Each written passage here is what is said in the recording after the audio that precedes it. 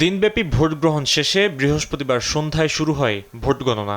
মধ্যরাত পর্যন্ত বেসরকারিভাবে পাওয়া ২০৬টি আসনের মধ্যে বিএনপি জোট এগিয়ে ১৬৮ আসন পেয়ে, জামায়াত জোট পেয়েছে ৩১টি আসন এবং অন্যান্য দল ৭টি আসন।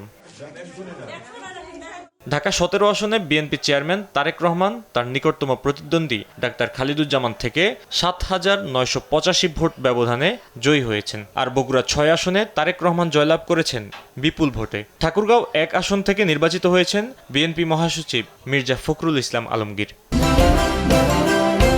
বাংলাদেশের নাম্বার 1 স্টিল বিএসআরএম। তার নিকটতম প্রার্থীর চেয়ে ৯৬,৮৬৩ ভোট বেশি পেয়েছেন। এছাড়া কক্সবাজার ১ আসনে সালাউদ্দিন আহমদ, ব্রাহ্মণবাড়িয়া ২ আসনে স্বতন্ত্র প্রার্থী রুমিন ফারহানা বেসরকারিভাবে বিজয়ী হয়েছেন।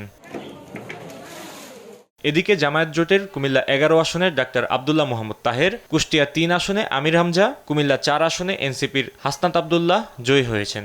রংপুর ৪ আসনে জয় পেয়েছে ১১ দলীয় জোটের মনোনীত প্রার্থী এনসিপির সদস্য সচিব আক্তার হোসেন। ফাহিম ইউসুফ, দেশ টিভি, ঢাকা।